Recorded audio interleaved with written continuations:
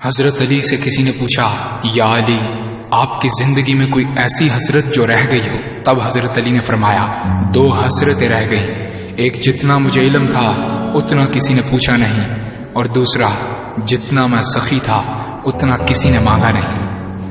آپ نے فرمایا، زندگی کے 3 سنہری اصول ہمیشہ یاد رکھو۔ ایک یہ، اس سے ضرور معافی مانگو جسے تم چاہتے ہو۔ دوسرا، اسے مت چھوڑو جو تمہیں چاہتا ہے۔ تیسرا یہ، اس سے کچھ نہ چھپاؤ جس پر تم اعتبار کرتے ہو۔ آپ نے فرمایا، دوست سے سنبھل کر دوستی کرو، ہو سکتا ہے وہ کسی دن تمہارا دشمن بن جائے، اور دشمن سے سنبھل کر دشمنی کرو، ہو سکتا ہے وہ کل تمہارا دوست بن جائے۔ زبان کا وزن بہت ہی ہلکا ہوتا ہے، مگر بہت کم لوگ اس کو سنبھال پاتے ہیں۔ آپ نے فرمایا، جسم ایک دکان ہے اور زبان اس کا تالا۔ جب تالا کھلتا ہے تو معلوم ہوتا ہے کہ دکان سونے کی ہے یا لوہے کی۔ زندگی تیز ہواؤں کی مانند ہے، جس نے اس کی آندھیاں برداشت کر لی وہ کبھی غم کی گھٹا نہیں دیکھتا، سر سبز و شاداب باغ دیکھتا ہے۔ حضرت علی سے کسی نے پوچھا، یہ کیسے پتا چلے گا کہ جو پریشانی یا مصیبت ہم پر آئی ہے وہ اللہ کی طرف سے آزمائش ہے یا ہم پر اللہ کی طرف سے سزا ہے؟ آپ نے جواب دیا، جو مصیبت تجھے اللہ کی طرف لے جائے وہ آزمائش ہے، اور جو مصیبت تجھے اللہ سے دور کر دے وہ سزا ہے۔ حضرت علی کے پاس ایک یہودی آیا اور کہا، میں نے سنا ہے کہ آپ مسلمان جب عبادت کرتے ہو تو وسوسے اور خیالات آتے ہیں، جبکہ ہم عبادت کرتے ہیں تو ہمیں نہیں آتے۔ حضرت علی نے جواب میں فرمایا، اگر ایک گھر فقیر کا ہو اور ایک گھر امیر کا تو چور کہاں جائے گا؟ یہودی نے کہا، امیر کے گھر میں۔ حضرت علی نے فرمایا، تبھی تو شیطان ان کو ستاتا ہے جن کے دل میں اللہ ہو۔ جن کے دل میں اللہ کی محبت نہیں ہوتی وہاں شیطان کا کیا کام؟ آپ نے فرمایا، جب تمہاری جان کو خطرہ ہو تو صدقہ دے کر جان بچاؤ، اور جب تمہارے دین کو خطرہ ہو تو جان دے کر دین بچاؤ۔ آپ نے فرمایا، یہ زندگی 2 دن کی ہے، ایک تمہارے حق میں اور دوسرا تمہارے مخالف۔ جس دن تمہارے حق میں ہو اس دن غرور مت کرنا، اور جس دن تمہارے مخالف ہو اس دن صبر کرنا۔ کسی کی مدد کرتے وقت اس کے چہرے کی طرف مت دیکھو، ہو سکتا ہے اس کی شرمندہ آنکھیں تمہارے دل میں غرور کا بیج بو دیں۔ 3 چیزیں ایمان کو تباہ کر دیتی ہیں، امیروں کی محفل، عورتوں کی صحبت اور جاہلوں سے بحث۔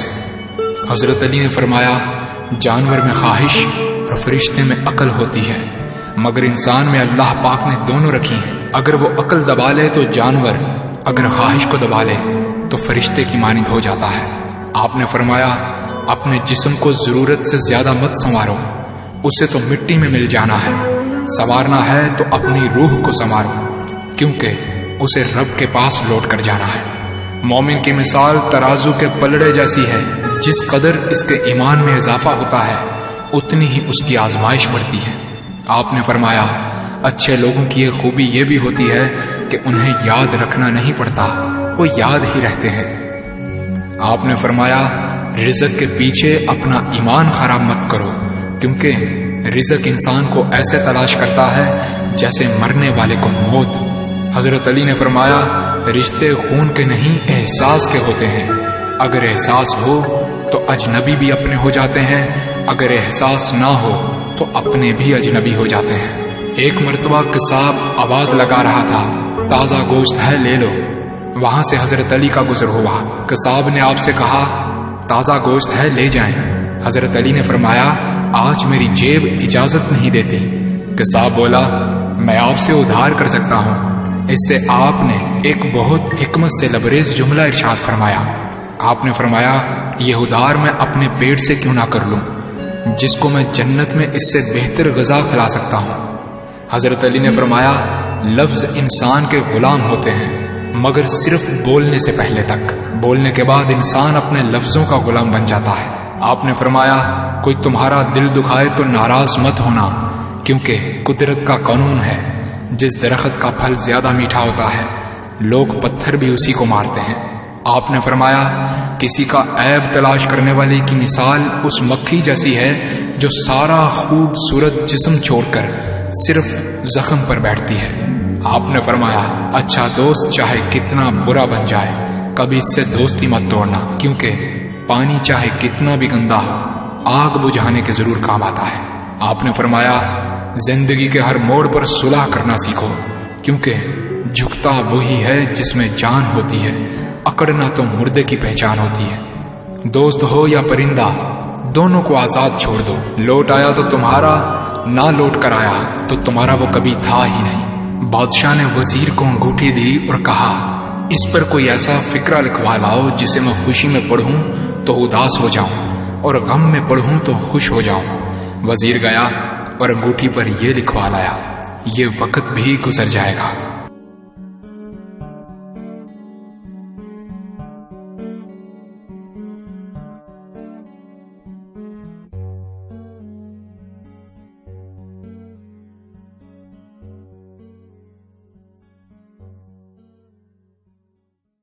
حضرت علی سے کسی نے پوچھا یا علی آپ کی زندگی میں کوئی ایسی حسرت جو رہ گئی ہو؟ تب حضرت علی نے فرمایا